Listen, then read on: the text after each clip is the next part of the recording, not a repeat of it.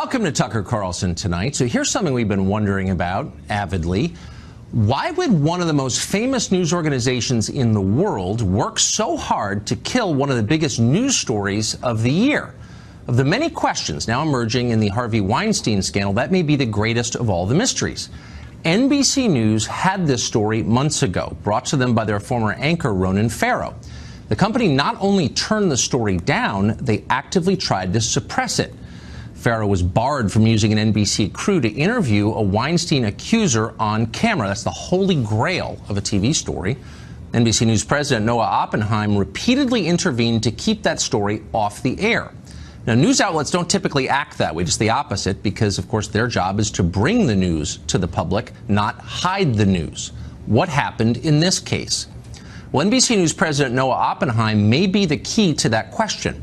Oppenheim doesn't just oversee NBC News, he's also a screenwriter who's written several films, apparently profiting from his work in Hollywood, even as he runs the network's news division. Screenwriters, of course, are dependent on film producers, of whom Harvey Weinstein was perhaps the most powerful of all. The conflict there is obvious. Did it affect how NBC treated this story? Lloyd Grove is editor-at-large for the Daily Beast. He's been closely covering NBC's role in the Weinstein scandal, and he joins us tonight. Lloyd, that is such an obvious conflict, it seems to me, and nothing personal against Noah Oppenheim. I mean, I'm impressed that he's a screenwriter on the side, but how can you do both? How can you oversee a news division and have a foot in Hollywood and fairly cover a story about the most famous person in Hollywood? How would that work? Not very well, obviously, because NBC clearly messed up, and they're justifiably taking hits for that decision-making process.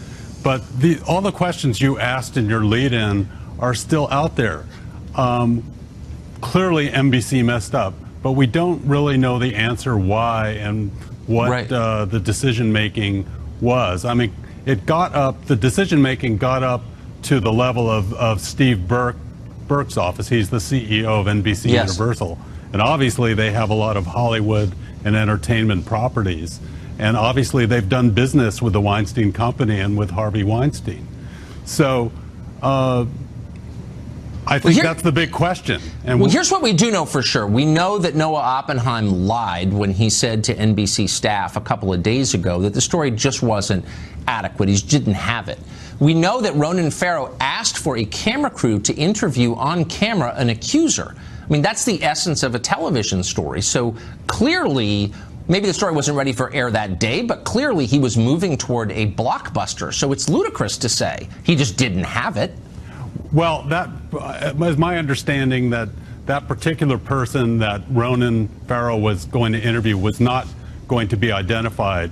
That person was going to be in silhouette. But my sources at NBC told me that Ronan Farrow did have 3 women on camera, one of whom, Rose McGowan, the actress, withdrew after a while because she was all legaled up and was going to probably sustain some consequences for going on camera.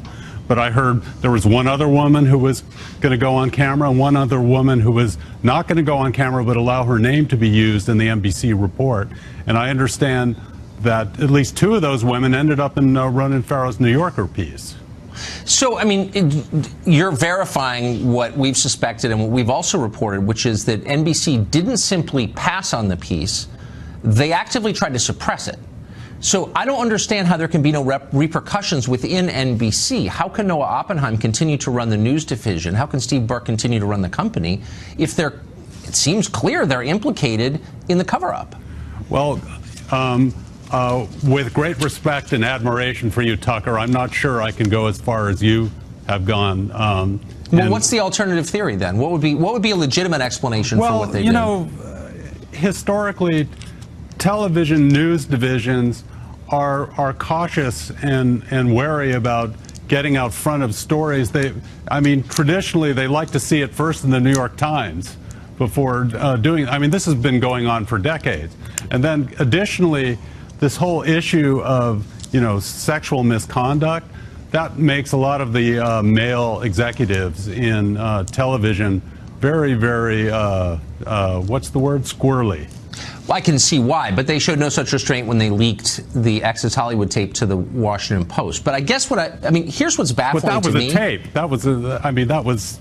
Well, here you had tape. You had tape of women saying I was abused and or raped by Harvey Weinstein, and NBC said no, you can't use our cameras to record those interviews. That's suppressing the story. Well, no, I don't know what else you call that. There was just factually, there was one interview toward the end of Ronan Farrow's reporting that NBC pulled the plug on, and he had to. That's what I just said. Exactly. That's right. But you said interviews. Okay, go ahead. Sorry. Interview. Okay. But as you noted, they already had done. They had 8 women. I understand they had 8 women who were going to on camera, some of them in silhouette, but 2 who were allowing their images and names to be used. Yes. Well, here's one thing we can agree on. The state of their explanation is ludicrous. It's Ronan Farrow's fault. He just didn't nail the story down. We didn't have enough to go on. It's journalism, don't you know? Can they stick with that? No, I mean, I think it's a laughable explanation, and I think Oppenheim's talk to his town meeting the other day didn't really pass the smell test, in my opinion. Yeah. Lloyd Grove, thank you for your reporting on this. I hope you'll keep digging in. I will.